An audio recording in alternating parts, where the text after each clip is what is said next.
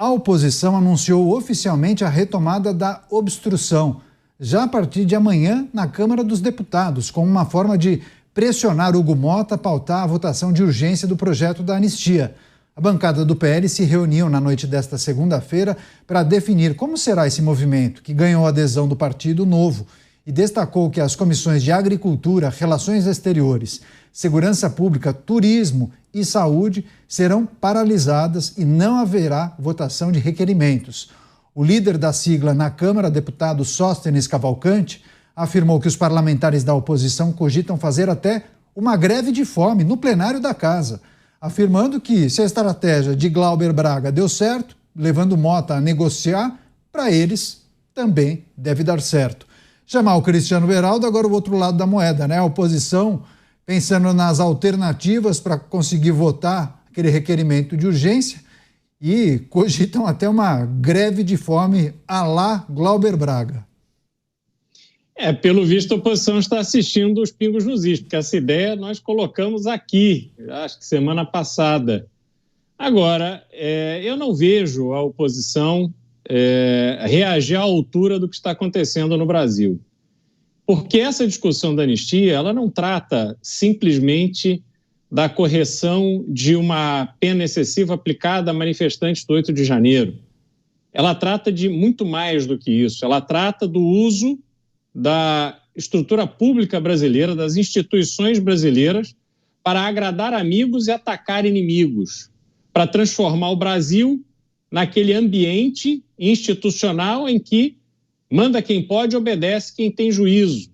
E essa prática de legislar de forma objetiva para que a lei atenda ao interesse desse ou daquele, isso está extremamente atual. Nós precisamos nos lembrar do que aconteceu no Senado com a reforma tributária, em que se colocou ali uma emenda que beneficia exclusivamente uma refinaria no estado de Alagoas, a única refinaria do estado de Alagoas que foi vendida pela Petrobras e que agora tem lá um benefício que nenhuma outra refinaria no país tem.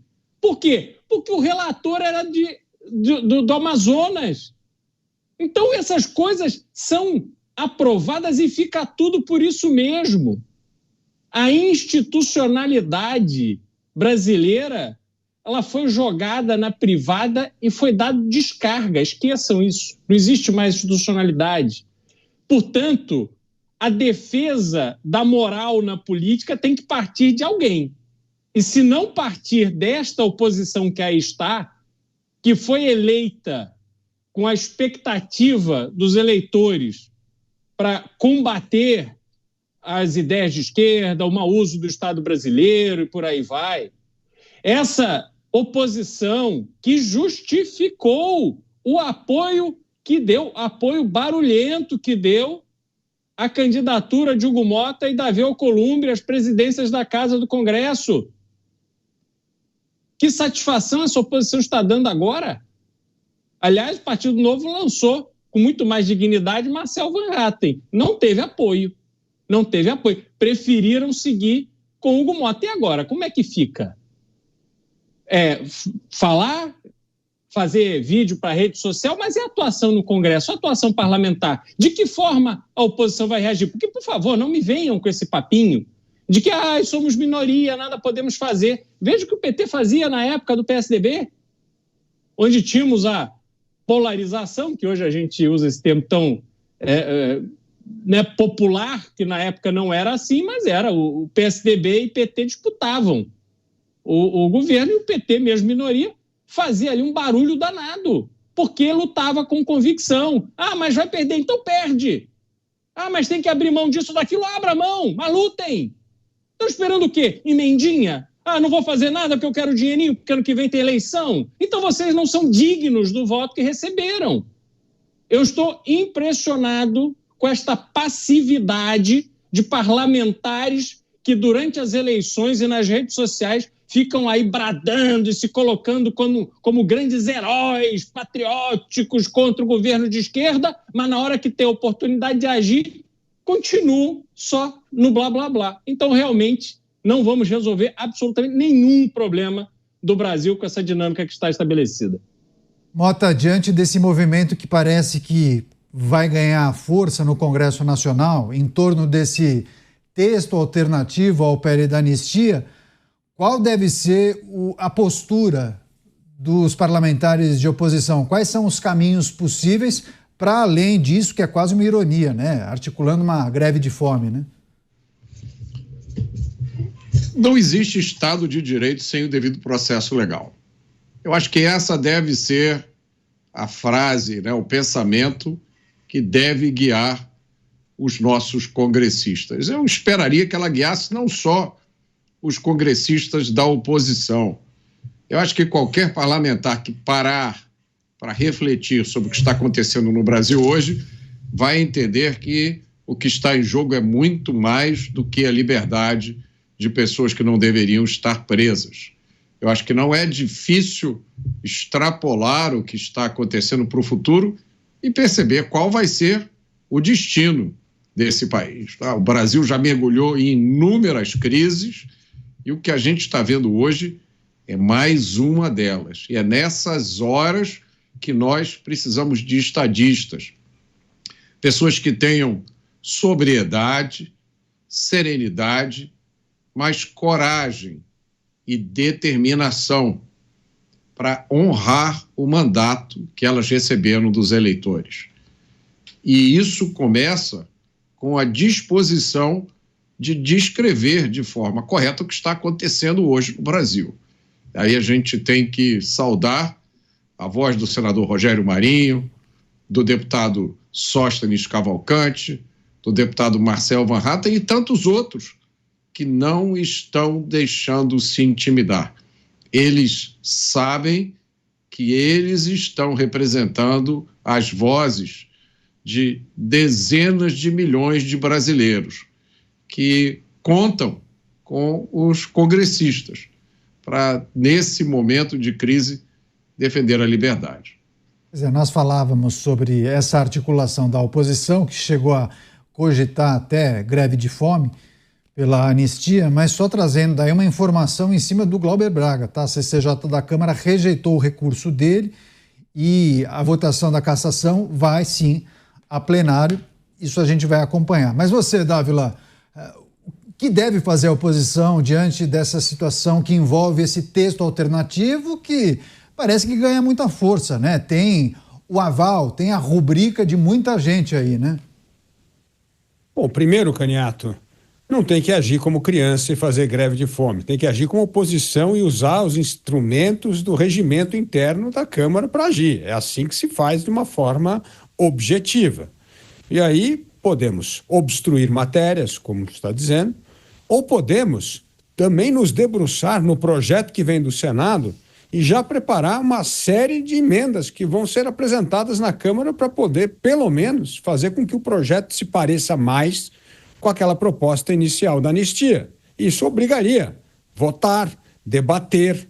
A oposição tem que estimular o debate. Então, aí vai votar, debater. Algumas serão aceitas, outras provavelmente não. Obrigaria o projeto voltar ao Senado.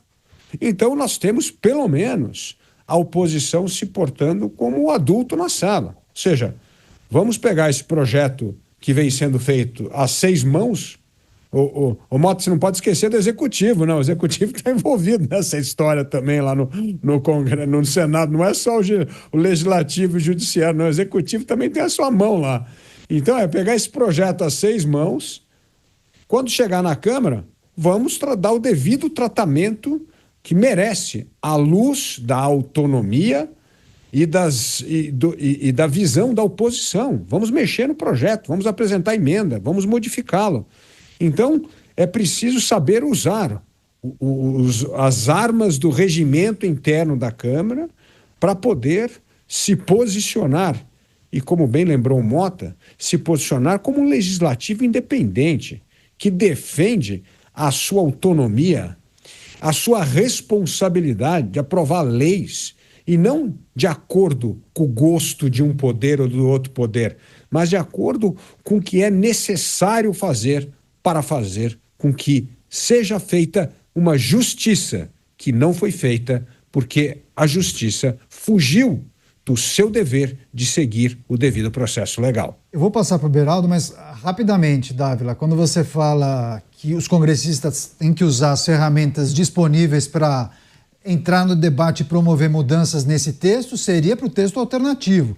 O PL da anistia, sim, você já imagina, deve ser enterrado, né? Eu acho que é perda de tempo hoje. Não vai acontecer. Primeiro, o presidente da Câmara disse que não vai colocar em votação. Nós temos que ser pragmáticos. Então, vamos ver qual que é esse projeto do Senado e vamos trabalhar em cima do projeto do Senado. Porque se você hoje começar um outro projeto na Câmara, o presidente da Câmara não coloca em votação e você vai perder a oportunidade de influenciar, mexer e adequar esse projeto à realidade. E a realidade que interessa à oposição. Isto é, fazer justiça que não foi feita no judiciário.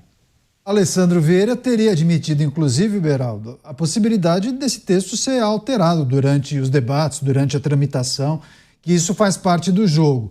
E eu me lembro que tem muito parlamentar que fala, né? Quando um projeto chega, ele sabe que aquilo vai ser alterado. Então, quando eles sugerem pena máxima de 8 anos, talvez isso seja cortado para 4. É um exemplo, tá?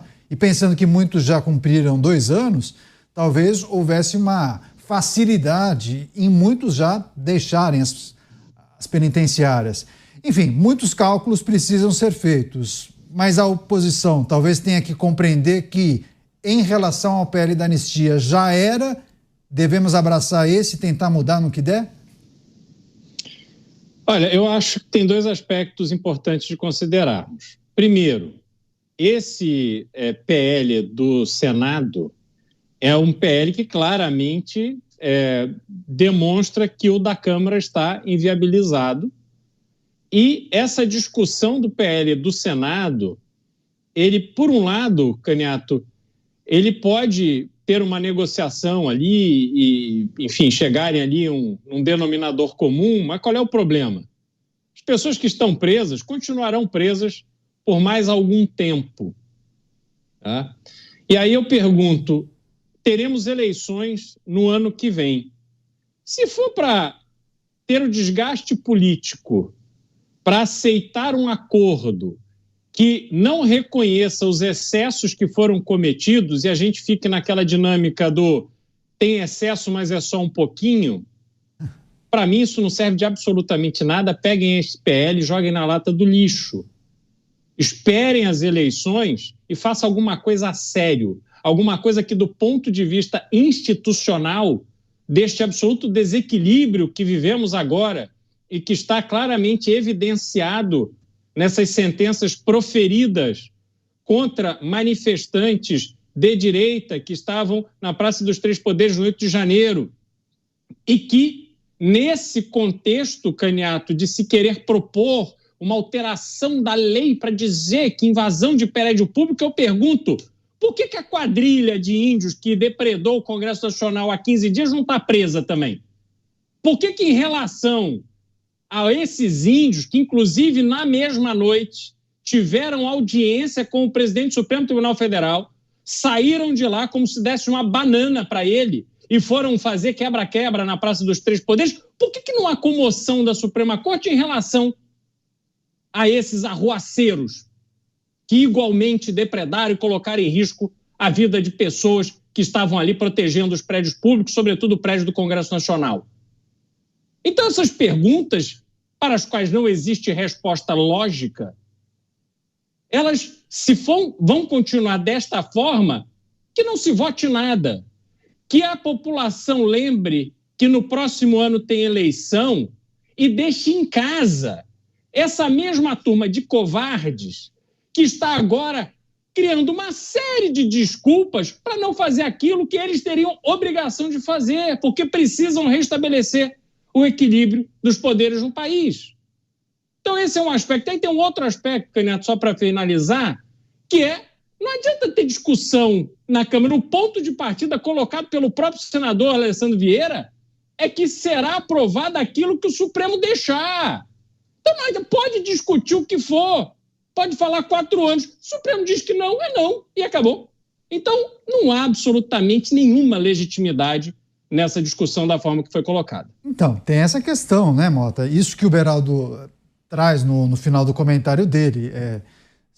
Os parlamentares seguem com suas convicções, não arredam o pé, não flexibilizam 1 centímetro para depois uma eventual aprovação ser judicializada no Supremo, ou tentam se utilizar dos mecanismos previstos no regimento, como disse o Dávila, negocia daqui, sugere uma emenda acolá, vamos defender uma pena menor, enfim, aquelas tratativas, vamos chegar a uma meia anistia, né?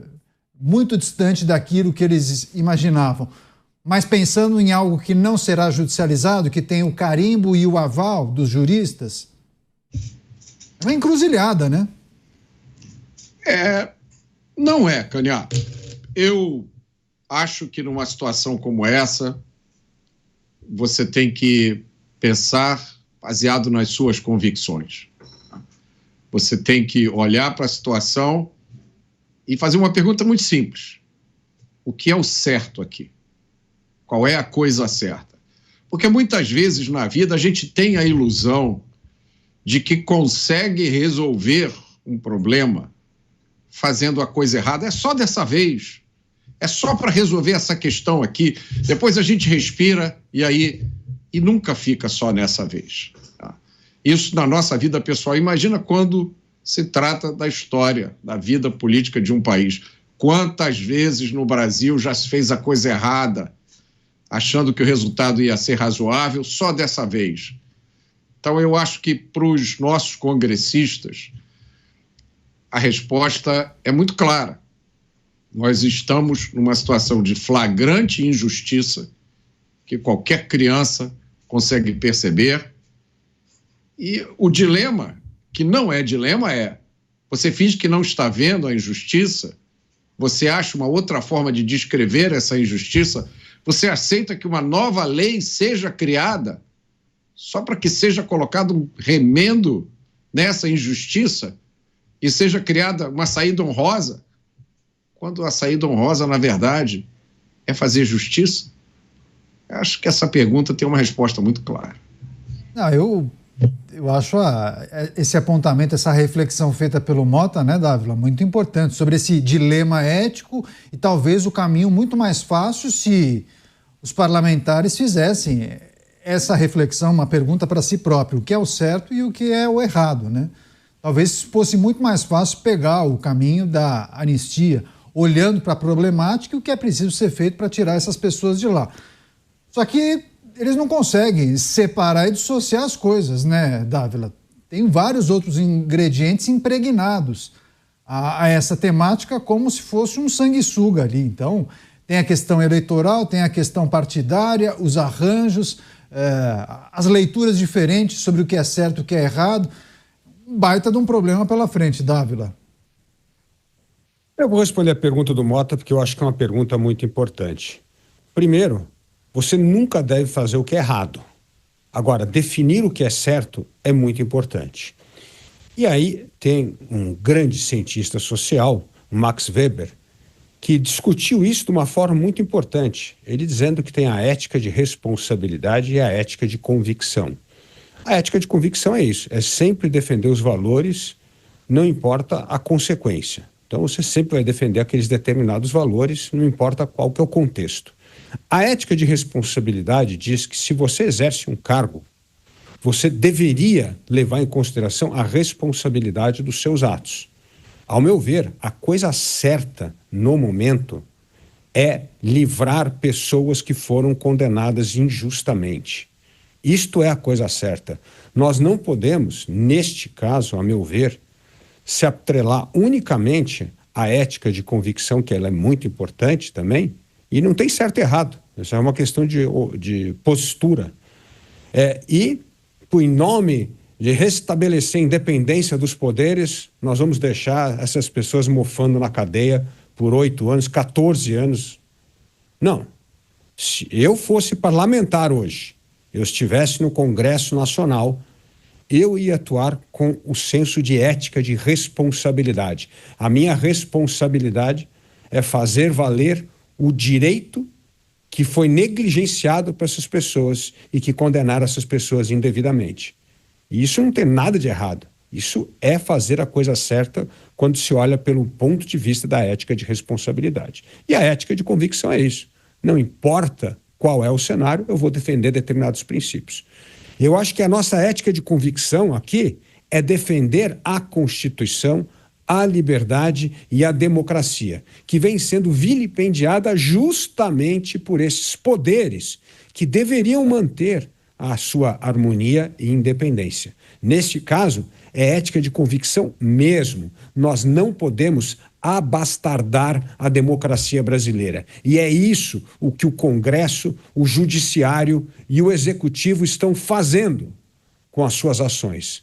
Portanto, ética de convicção para defender os princípios fundamentais da liberdade e da democracia e ética de responsabilidade para tirar da cadeia pessoas injustamente condenadas.